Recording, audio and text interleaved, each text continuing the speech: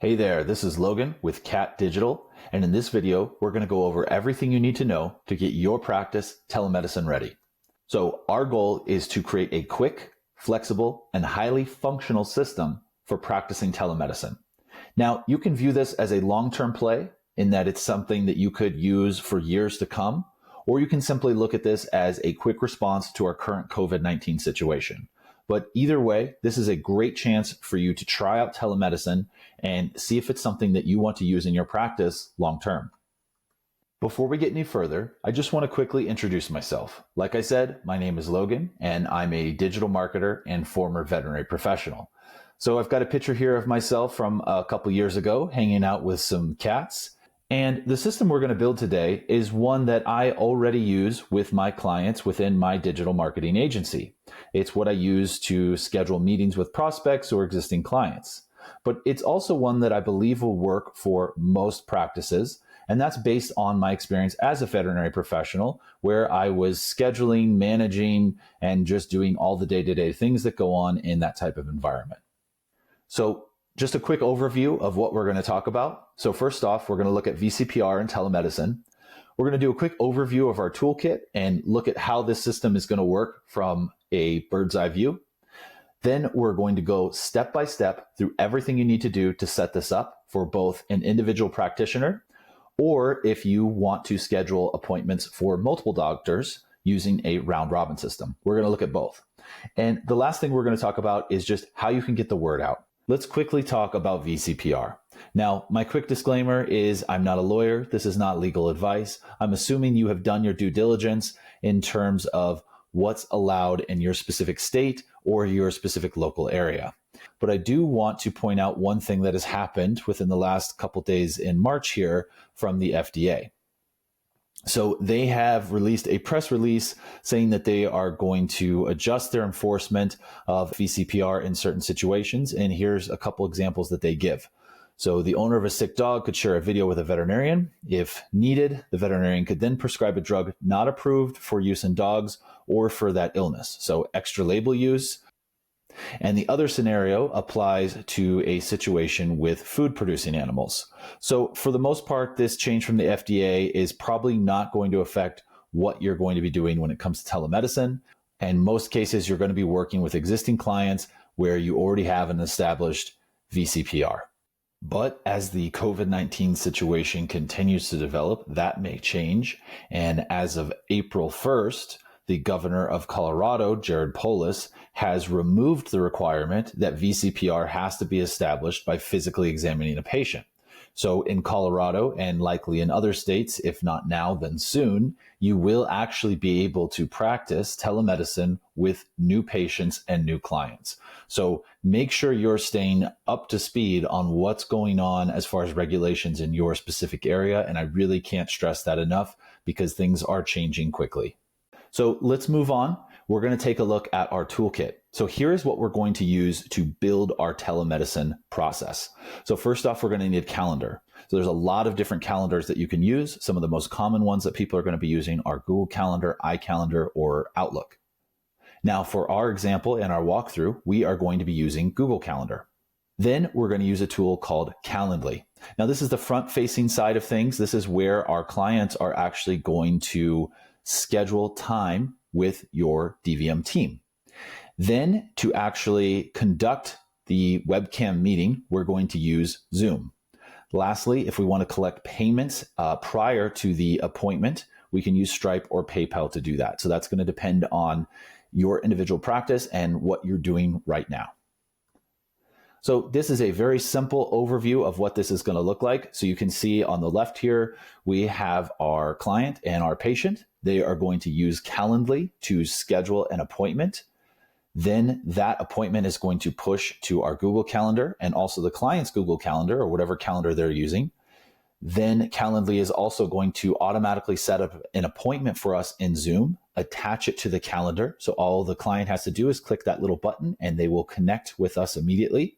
And lastly, not pictured here, there are reminders coming from Calendly, Google Calendar, or even Zoom back to the client and back to your DVM team. So that way everyone knows exactly when the meeting is supposed to happen. Okay, that's enough about how we're going to set up. Let's start getting into the nitty-gritty. So the first thing we're going to do is set up our Google Calendar. Okay, so here we are in a brand new Gmail account. Now we're making this for Parkside Animal Health Center in Aurora, Colorado. And we can see we just made a kind of generic email here, parksideanimalhealth@gmail.com. Now, if we want to take a look at our calendar, we just hit these little guys up here, hit calendar, and it's going to pull up our Google Calendar, which I already have pulled up right here. Pretty straightforward. We don't have any appointments here, but soon we will, and I'll make sure to show you an example of what that looks like. And next, we're going to talk a little bit about Calendly and start getting these things connected. Now, this is the client side of the process. Calendly can handle reminders. We can either do text, email, or both if we would like. We can also connect Calendly to Stripe, which is a payment processing service, or PayPal, also a payment processing service, and take payments before the appointment if that's of concern for you. Now, if you're doing this existing clients, you may already have billing information or a different process for doing that. We can also use Calendly to set up a round robin system, which will be helpful if we're trying to schedule appointments for multiple DVMs at the same time. So our end result is going to look something like this. So you can see that we can have your practice's branding, potentially a picture of a veterinarian, or again, more branding, your logo. We can have a quick description, and they can go ahead and select times. Now, if they were to click a particular day, they would have multiple times pop up. And after that, they're going to have to complete a few questions. We're going to get into details on all of that right now and start customizing your Calendly. Okay, so we are at calendly.com. You can see right there. And we are going to go ahead and hit login. So I've already connected our Gmail account to this. So I'm going to go ahead and I'm going to do this step by step. So hopefully you can follow along. So I'm just copying our email right there so I can put it right in. I'm going to go ahead and hit continue. And it's going to say, do I want to log in with Google? Now, this is something to consider. I have gone ahead and decided to log in with Google for this particular example in this account. If this is a Gmail that's solely for the purpose of scheduling these telemedicine appointments, I don't think that that would be a problem. But if you're a practice owner or in some type of management position, you're using a business suite or a Gmail, you probably don't want to share your Gmail with the rest of the team. In that case, you would want to make sure that you're signing up using a particular email as your login and not connecting with Google. So just to be clear, by logging in with Google, you're required to be signed in to this Gmail. So just keep that in mind and what kind of security that you're going to need. So as you can see, it's going to say, okay, Parkside Animal Health Center. Is this the account? Yes, it is. Now, this is what you're going to see when you first set up your account in Calendly. It's asking us what kind of URL do we want to use, or what name do we want for our calendar page. So this is going to be what people could type in the link that we could share. However, this isn't super important, so just put your practice name or an abbreviated version of your practice name. For this, we're just going to leave Parkside Animal Health. Great. So now it's, because we connected with Google, it's going to say, hey, would you like to check this calendar for conflicts and add events to this calendar? We're going to go ahead and say yes. If you're using a different calendar, you're going to want to hit edit and follow through Calendly's integrations for that calendar. Now, if you're not sure how to do that, stay with us and we are going to look at some other integrations. It'll be similar to how we integrate Zoom later on in this video. For now, we're going to go ahead and hit continue. Now it's going to want us to set our availability. We are just going to leave it at the default for now and talk about this at the actual appointment level. For this, we're just going to hit other. That's just asking what industry we're in, and I don't think we fall into any of those. Great. So we're going to go ahead and close that Getting Started guide. So Calendly is going to give us 3 template appointments. Now, just for this example, because I want to walk you through everything you need to know, we're going to go ahead and hit New Event Type. We're going to do a one-on-one event. So a group event would be, like it says, for classes, webinars, that kind of thing. Typically, we're going to be doing one-on-one. So we're going to go ahead and hit Create. So we are just going to create a generic event called Telemedicine Exam. Now, at this point, it's asking us for a location. When you click this, you'll see we have a variety of options. We are going to use Zoom. So now is a good time to jump over to Zoom. But you can see when we hit this, it says Zoom is not connected. Visit the Zoom integration page to connect your account. So what we're going to do first is we're going to jump over to Zoom. So that's zoom.us, and we're going to go ahead and hit sign up. We are going to sign up with Google again, just because it's quick for the sake of this example. But again, keep in mind any kind of permissions and security considerations that you have for your practice. We're going to use this Gmail account, and we'll go ahead and create the account. Great. So when we schedule our first meeting, we're going to see this show up right here. We're going to see that meeting show up here. But for now, we've signed into Zoom. We've created our account. We can go back to Calendly and say, visit the Zoom integration page. It's just going to let us know what we can do with Zoom. And one thing I want to point out too is that due to COVID-19, Calendly is allowing all users to access Zoom integration for free. I believe that they are doing this until June. Now that may change. That means that if you are a single doctor practice or setting this up for one DVM, you can actually do all of this for free. If you're going to want to do the round robin setup, which we're going to talk about later, you're going to need to pay for each user and at least be at the $8 level with Calendly, and that's $8 per month. Either way, Calendly is very affordable and is a great price for what it's going to be able to do for us. So I just wanted to mention that, but we are going to go ahead and hit Connect Zoom. It's going to say, do you really want to do this? We're going to go ahead and hit pre-approve and authorize. And this is just saying that Zoom and Calendly can now talk to each other via our accounts. Okay, so we can go ahead and close that. Now, sometimes we may have to refresh this page. So I'm going to go ahead and hit refresh. And now when I go to Zoom, we don't get that error. It understands that we are integrated and good to go. Now for descriptions, instructions, we are just going to say,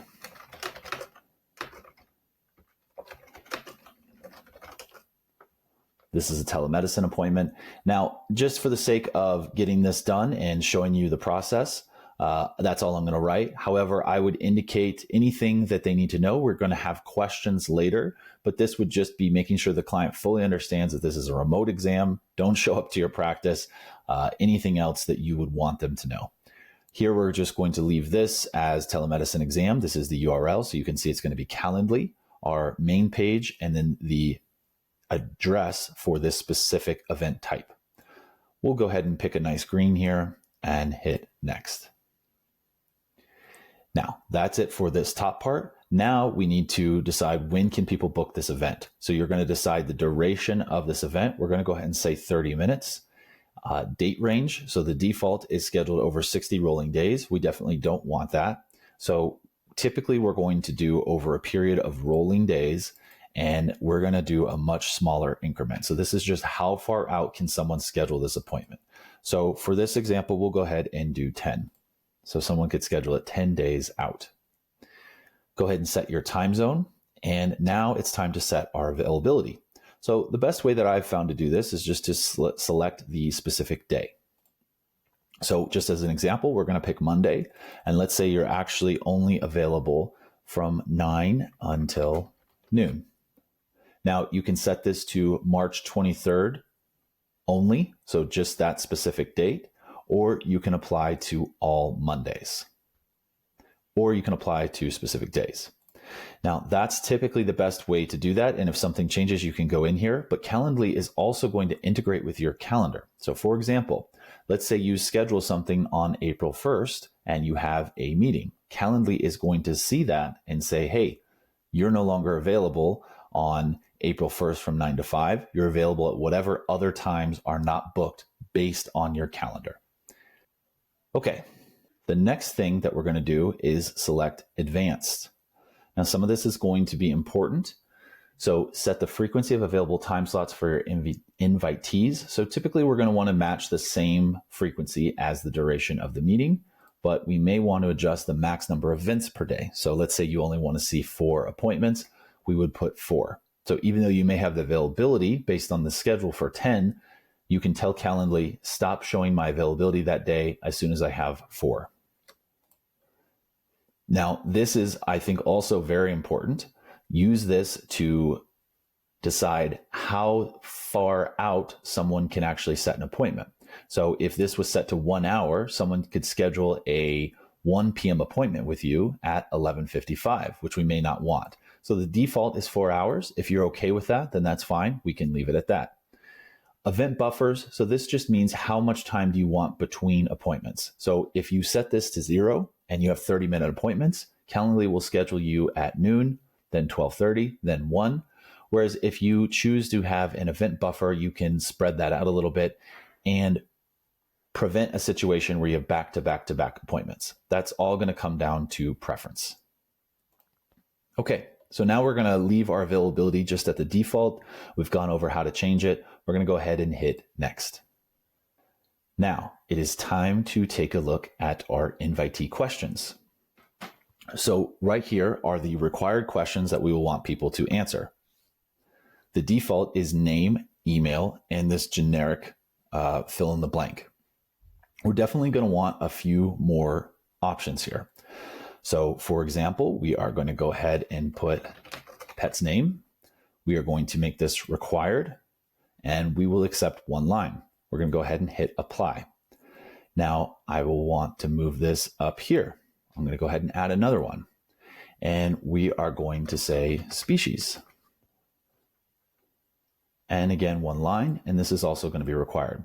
And so on and so on. We're not going to go through this whole thing here, but you see what you would want to add, and it's obviously going to depend on your specific preferences and the type of appointments you're willing to see via telemedicine. Now, we're going to go ahead and hit save. We would also want to add a phone number, and I will do that real quick. So if it's something like a phone number, we can do an answer type of phone number. And we'll just go ahead and say phone and make that required. We could also, instead of doing a single line, we could simply do radio buttons, and that would look like this.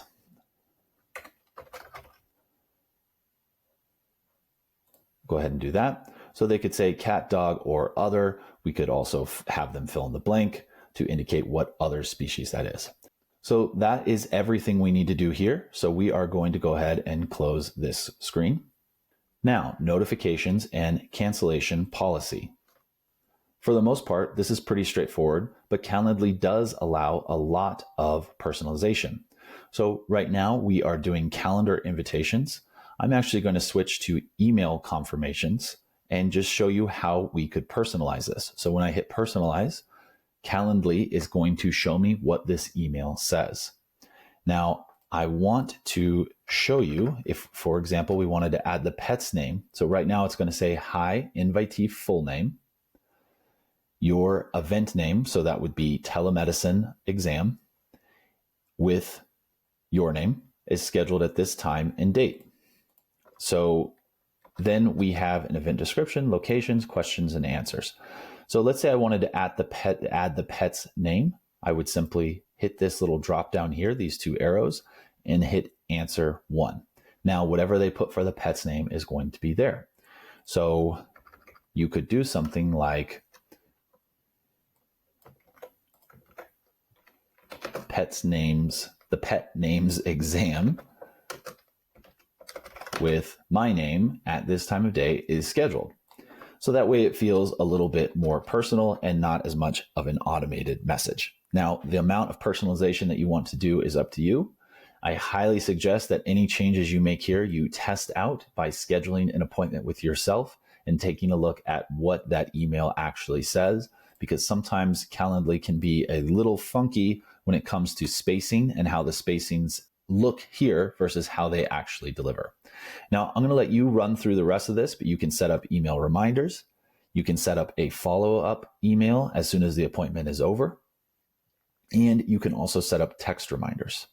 There's also information on a cancellation policy, but all of that is pretty self-explanatory. So we'll just look at that real quick. You can include the link there.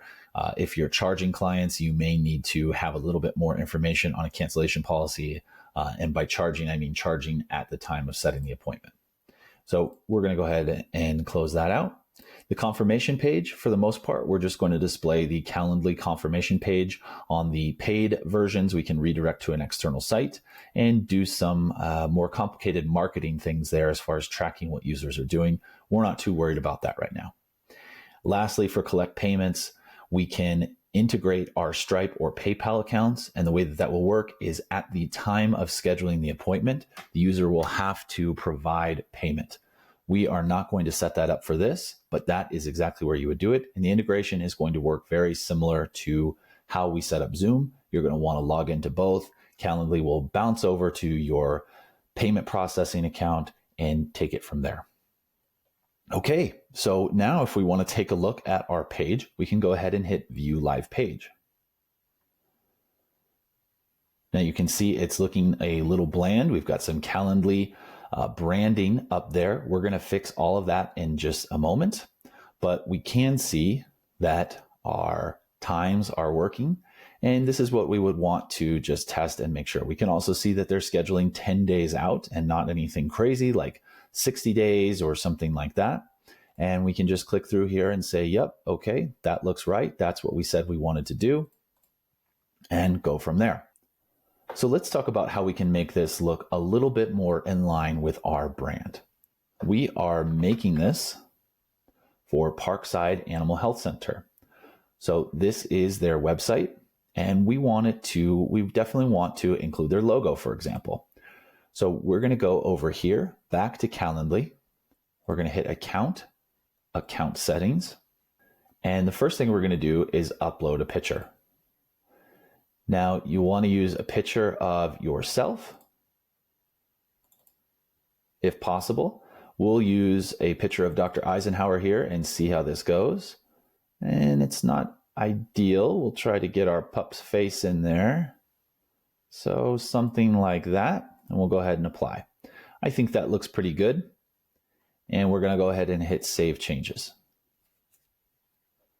Next, we're going to go ahead and hit Branding. We're going to want to upload a logo. So we're going to get the Parkside logo. Now, if it's not fitting, like for example, it's not fitting here, we're going to use this little button and grab those corners. And there we go. Put it up just like that and hit Apply. The next thing that we're going to do here is remove Calendly branding. So what this is talking about is this right here. Again, we want this to look more like it's our own service, very much on brand if we can. So we're going to go ahead and uncheck Calendly branding and hit Save Changes. Great. So let's take a look at what we've done. So I'm going to go ahead and refresh this page. Right away, we can see our Calendly branding is gone. We have our lovely logo here, and we have Dr. Eisenhower right here. Now we may want a different photo, but this is just for an example. Now what we want to do is test our calendar and make sure everything is working the way we want it to. Now I snuck out and through the power of editing did clean up our calendar setup just a little bit. So I do want to show you what changes I made. So I updated our invitee questions. So I split first and last name just by hitting this, and instead of name, I did first and last name. I moved our phone number up. I moved our pet's name up. I gave us an other option here. So that's just by include other option. So now we can do cat, dog, or a fill in the blank species if you've got a variety of species that you are seeing. And a little typo here, but please tell us more about the reason for this appointment. That share needs to be removed, but we will leave that for now. Additionally, I updated some of our email confirmation language, and we'll take a look at that in just a moment, but tried to make it seem a little bit more personal. Go ahead and save and close, and we are going to hit this little button to view our live calendar page. So here we are again, and we are going to do a test run. So we're going to go ahead and pick the 31st. We'll say 9 a.m. and confirm. Now we're going to go ahead and fill out our details. And we'll go ahead and put my cat's name there and say that she is sneezing. And we'll go ahead and hit schedule our event. There we go. Now we are scheduled. Now you're going to get the option here as a client to add this to your calendar, and it's going to give you multiple options. So again, Calendly integrates with a lot of different calendar clients to make this as easy as possible. So now let's take a look at what I got. So we're going to go over to my email here. As you can see, it's a little crowded. That is my personal email. Hi, Logan, your telemedicine exam with Parkside AHC at 9:30 a.m. on Tuesday, the 31st is scheduled. Now you can see here, this is going to require a little tweaking. So there's a bit of an extra space there, but let's keep going. I'm looking forward to meeting you and Debbie. I guess I misspelled my own cat's name. Please click the following link at the time of our appointment to be connected. So location, this is a Zoom conference, and there's the link. Now this is not a perfect layout. I would definitely tweak this just a little bit to make this seem a little more smooth as far as the spacing and that type of thing. But this is definitely a good starting point. And I added, if you'd like to share any additional photos or information prior to the exam, please feel free to respond to this email. So if you're using Gmail, that should work. And then again, all the best from Dr. Eisenhower. Now we can also add to Google Calendar or iCal. And let's just go ahead and say, we'll say she's also limping left hind. We'll go ahead and send that. And we can see that's going straight to our Gmail over here. Now, within this side of things, you see that the new appointment, you've been notified right here. And it's going to let us know a new event has been scheduled. We've got the event basics, including these questions that we were asked to answer. Again, I'm sad I misspelled Debbie's name. Sorry, Debbie. And if we take a look at our calendar, we are going to see that it has shown up. Now, this is a test one that I did before, but we can see that as well. So same type of information here, but let's take a look at the one we just made. So now this is our location. This is our Zoom meeting link. We can again see all the information from the client that they submitted. And when we go over to Zoom, we're going to go ahead and hit refresh. We can see that these are already ready to go. So that's what's so great about this integration is everything is talking to everything else. The client initiates it, and kind of like dominoes, everything else falls into place. So when you are ready to start this meeting, you as the host would head over here and hit start. Now, Zoom is going to prompt you to launch this, and that is pretty straightforward. It's going to depend on the operating system and the browser that you are using. In this case, it would need to be within Chrome. It's going to be different depending on the type of machine that you're using, but I will say that Zoom also has an app, so you can get these done via your phone, your tablet, your desktop, laptop, whatever it is that you're using. Zoom should be ready to go for you. And that's it. We have a complete setup that allows clients to schedule an exam through Calendly. That appointment then pushes to our Google Calendar or whatever our preferred calendar is. That data then pushes over to Zoom, automatically sets a new unique link for that exam, shares it with the client, pushes it into our Zoom account where we can then start the meeting at the appropriate time. Now, how cool is that? And that did not take us very long at all. We also did not spend a penny getting this set up. But now it's time to talk about maybe some more advanced setups with Calendly, including a round robin. And for that, I'm going to jump into my personal Calendly account. Okay, so here we are in the Calendly account that I use for my own business. We can see we have a couple different event types here, but what we're looking at is this round robin example, and we are going to recreate this. So the first thing that we need to be aware of is pricing, and we're going to go through that really quickly. So here is the pricing for Calendly. Again, if we're just one user, one DVM, and we're setting it up just for one person, we should not expect to pay anything. And part of that is because Calendly is offering free integration with Zoom as a result of the COVID-19 situation. So typically, Zoom integration is $8. Round robin integration is also $8, but it's per user. So in this example, we're going to set it up for 2 made-up DVMs. That would cost us $16 a month. So make sure you have the right level. If you're not seeing what we're about to go over, if you're not seeing it in your account, it could be because you have not signed up for premium yet. So here's the first thing that we want to do is we want to go up to our account and hit users.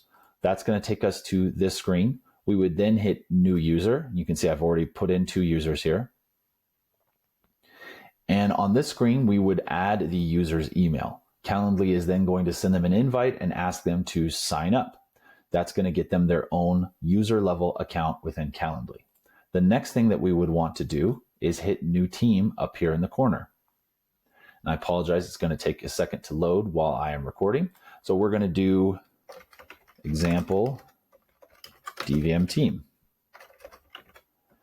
And we'll just leave it as that. We're not going to go too crazy here, but we do want to start adding our team members. So in this case, we're going to add my personal email and then this business email here. We can add a team avatar if we want. So again, that would probably be our logo. And we're going to go ahead and hit create. Okay, so now we have created a team, and now we're going to see all teams, and we can create an event type specific to that team. So this is our example DVM team. We have 2 people on it. We're going to go ahead and hit new event type. Now we need to decide what type of team meeting is this. We are going to be using round robin because that's what makes the most sense in a telemedicine situation. These other options may be useful for other scenarios, but probably not for telemedicine. So we'll go ahead and select choose round robin. Now things are going to start looking a little more familiar here as we know that we need an event name. So we're just going to do test round robin. And we'll just say another test here, test RR. We'll pick that nice blue and move on. I'm not going to fill this out since we've already done this. Same information here. When can they schedule? How many days? Don't forget about our advanced settings with buffers and protection against same-day appointments. We're going to go ahead and hit next, leave everything for the default. Okay, so this is where things look a little different again. It's wanting to know what type of distribution do we want for our round robin. Now, typically I would do optimize for equal distribution, but this is something you're going to want to look into for your specific practice and what makes sense for your team. Your other options are optimize for availability with fluctuating priority for different veterinarians. So this would be more relevant if you have a larger team that is handling these, but for a smaller practice, I suspect optimize for equal distribution will work for you. There are additional preferences here as far as reschedules, not mission critical. We're going to keep moving forward. And everything else is pretty much the same here. So we have our invitee questions. We can update that, cancellation pages, etc. So if we go to our page, now the way this works, just to be completely clear, is if I am a client and there are 2 DVMs available, I can schedule an appointment for 9:30. But after I do that, let's say a second client comes in, they will also be able to schedule an appointment for 9:30. So that way both of your DVMs are booked for 9:30. And that is it. We are done with round robin. Everything else that we already did will apply as far as making this just generally look nicer, adding our logo, adding an image, a little bit more description, questions, that kind of thing. So there it is. We've gone through everything we need to know to set up a complete telemedicine process for 1 DVM at 0 cost, or for a handful of DVMs at just a few dollars a month. But there is one last scenario that I want to make sure we go over. And that's a situation where you can't use Calendly, or it's just too complicated to add Calendly into what you're already doing. So you may have a larger practice and you're already using an existing client management system or software or existing calendar software. And you want to know how could you integrate this into something like Cornerstone or something else that you're using. Well, we're going to talk about that with a real life example here. So we're back at Parkside Animal Health Center, and we see that they are actually using PetDesk. And they want to keep using PetDesk. They can't just throw Calendly into the mix, especially when things are already chaotic enough, right? So this is how we're going to do it, is we're going to let clients continue to use PetDesk so they can continue to put their information here. We could potentially add something like telemedicine appointment here as a reason for the exam. And then the scheduling team is going to create these links and email them out to clients using whatever system you're currently using to email clients, in this case, PetDesk. So let's walk through that and how that would look in Zoom. So once an appointment is scheduled or confirmed over the phone or via whatever scheduling software you're using, your team would go into schedule a new meeting. From here, you're going to use whatever naming convention makes sense to you. So we'll use myself as an example. We'll just say my name, we'll actually say that it's Debbie. So this is Debbie's appointment, and then my name. The description can be whatever you would like as well. It might be handy to put some of the information about why the appointment was scheduled. Now we're going to go ahead and click this. We're going to say this is on the 31st and it's at 1:30 p.m. Now Zoom is going to be free for the most part unless you have extra long meetings or group meetings. And we're actually going to set this just to 30 minutes. So there's no problem there. Let's go through some of these options. First off, this one is saying, is the video on for the host? We're going to go ahead and default to say that it's on. Is the video on by default for the participant? We're also going to go ahead and say that that's on. So what this is saying is as soon as someone joins, their video, their webcam is automatically going to turn on and show them. Now, since everybody's expecting to be on camera, it probably makes the most sense to just leave these as on. For audio, we're going to leave both. Meeting options, we're going to go ahead and check enable join before host. What that means is that the client can actually join the meeting before you as the host get there. Now, this can be convenient to make sure your client has time to resolve any technical issues that come up and just generally get the webcam in the right spot. The last item we're going to look at here is record the meeting automatically on the local computer. You might find this useful depending on how you're keeping records and how you're processing exam notes. We're going to go ahead and hit save. Great, so now we see a summary of the meeting we just made, but most importantly, we see a URL here that we can highlight and copy and send to the client so that they can join the meeting at the appropriate time. So that's it as far as using our toolkit, but I do want to emphasize that these tools are flexible enough that we really can use them to get any practice telemedicine ready within a day. The only thing left to do is to make sure you get the word out and let your clients know that you're offering telemedicine exams. The best way to do that is obviously email. You can either include a link to your Calendly page, or you can have them schedule as they normally would and create those Zoom appointments on the back end like we just discussed. Your Facebook page is also a great place to do this. You can also individually contact important clients or clients that have pets on active treatment plans. However you get the word out, I highly suggest that you create an FAQ or frequently asked questions page for your clients. Some of this is going to be really specific to your practice, what you charge, how you schedule, that kind of thing. But clients are going to have a lot of questions about how telemedicine is going to work, and it's much easier to get all those answers in one place. I'll include a few examples of questions that you're probably going to want to answer below this video. And we're done. You now have all the information you need to start offering telemedicine appointments to your clients. I really hope you found this video helpful, but if you have any feedback for me or any questions about how to set this up, or just questions about marketing your practice in general, feel free to reach out. You can contact me at logan@catdigital.net, but of course, I'm also going to leave a link to my Calendly below the video. Have a great day and stay safe.